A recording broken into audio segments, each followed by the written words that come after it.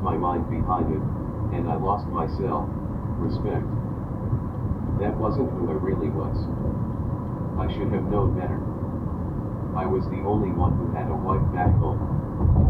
But I was cheating on Lydia before and after we were married. Where I grew up, everybody had girlfriends on the side. My grandfather was a huge womanizer. It must have been in my DNA. But I know Lydia never realized the extent of the decadence on the road. Another reason I was never satisfied sexually with Lydia was because of the sexual education I had enjoyed on the road. I wasn't the most knowledgeable guy when it came to sex. Then we went on the road and I started meeting worldly women who knew what they were doing. When we finally toured Europe, it was a sexual smorgasbord. I was fucking a French woman one night, a German the next, an Italian girl the next week, then a Swede after her. So when I came home, sex with Lydia wasn't good enough. How could she compare? I might go months without seeing Lydia. I'd start to miss her, and I did love her very much, so I'd bring her out on the road if we had a couple of days off. She'd come out and we'd have a ball, but she would never know anything about my other exploits. What happens on the road stays on the road. The other guys and the crew always covered my ass. After 3 days I'd tell her that we had some heavy gigs coming up and she should go home, and she was fine with that. Later on, when we started doing cooler places like Europe and Tokyo, she wanted to come out more, and I was cool with that because I wasn't as sex-obsessed as Jean. If I got sex, great, but it wasn't priority number one. The music always had priority. Ace and Paul felt that way too. Gene could have all he wanted after the show, but nothing was going to get in the way of the music. Once the show was over, the party would resume. Throughout all that insanity and depravity, somehow I held onto my religion. Every night on the road, before I would go to sleep, I prayed. Amid all that dirt and decadence, I always had that little moment before I closed my eyes. My religion was really important to me because I knew the foundation of it was good, the words were good, the rules were good. I needed that grip on things because the other 3 guys were crazy, the road manager was crazy, our manager was crazy, the record company owner was crazy.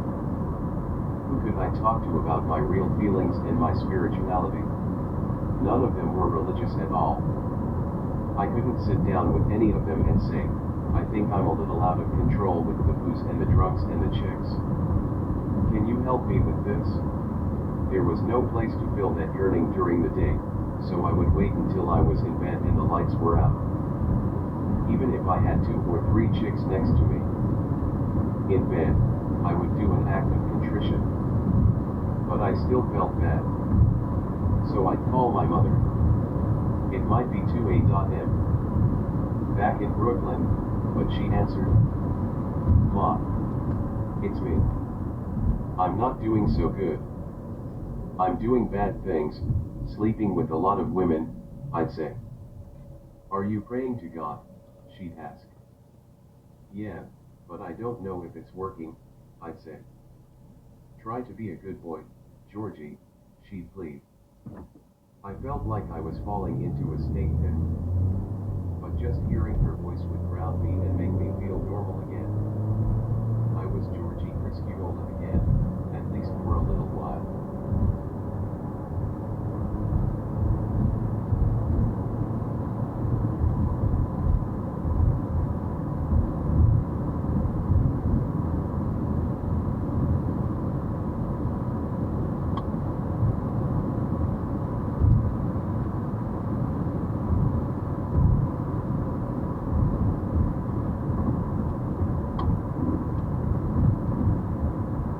Chapter 9. We were in one of the studios at the record plant in New York, arguing over something stupid, as we often did, when out of nowhere Bob Ezrin, our producer, came running into the room.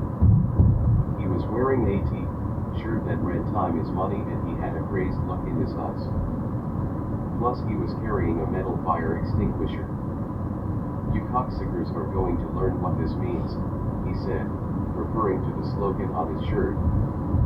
"You are not going to waste the fucking time that we're paying for arguing over what you're going to eat or when you're going to get some pussy or whatever the fuck your problems are, because you can't even tune your own instruments. Instruments. I'm going to show you the value of time." He proceeded to start spraying the contents of that fire extinguisher all over the studio floor, all over the wall, all over our instruments, all over our amps, even all over us. We were shocked and ran out of the studio and into the console room as we watched him maniacally spray down the room. Then he marched back into the console room and sat behind the big board, which had his name engraved on a metal plate that was attached to it. He was that powerful a producer. "Now who's wasting money and time?" he asked. Ezrin seemed out of his mind. Maybe the huge mound of cocaine piled up like a small mountain on the board had something to do with this outburst. "How long is it going to take us to get back into the studio?" Gene asked. "I don't really care," Ezrin answered. That was the first day of working with the boy. Wondered Bob Ezrin. And it wasn't even the worst one. Coming off our breakthrough Alive album, we finally decided to listen to the people who kept telling us that our music should be more sophisticated, more like The Who and Led Zeppelin. I always thought that our strength was in our rawness and balls, to the wall energy. Kiss was always a great three-chord jerk off band, the best three-chord band in history. I could understand the desire for change. I was getting pretty bored playing the same boom, ba boom, boom, ba, boom, ba boom, boom, ba beat song after song. But as Gene loved to say, if it ain't broke, don't fix it. Yet now we were about to fix it after we had achieved our first major success. We were all excited about working with Bob Ezrin, though. He had produced all the classic Alice Cooper albums and had done a groundbreaking record with Lou Reed. He was, from all accounts, a musical genius. He was also a major coke addict at the time. I had never seen that much coke in one place.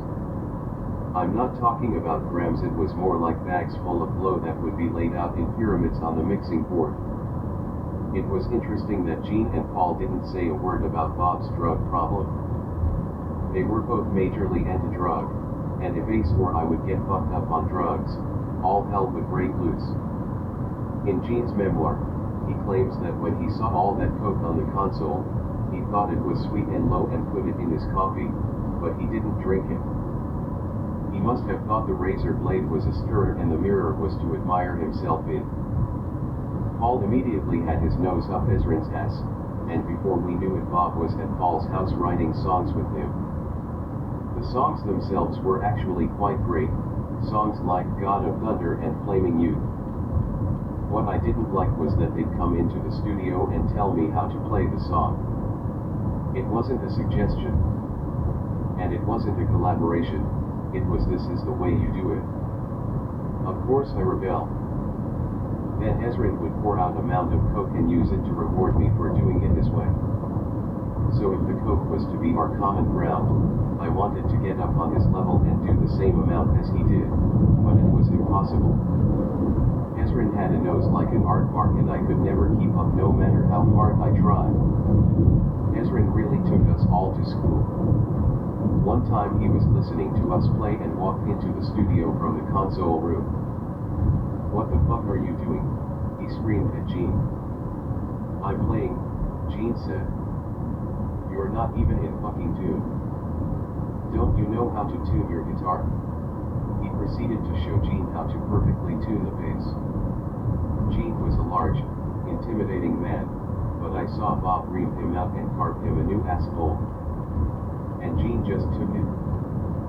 Bob did the same thing with me. I was trying to play a song and Bob blew up. "You can't play this beat," he screamed. "Give me the fucking sticks." He sat down behind my drums and played the beat, and once he showed me and I understood the theory of it, it wasn't hard. make me look like a jerk to teach it to me. We all learned an enormous amount from him. It was like being in a musical summer camp. He brought a blackboard in and he wore a little cap and he had a whistle around his neck that he would blow when we talked.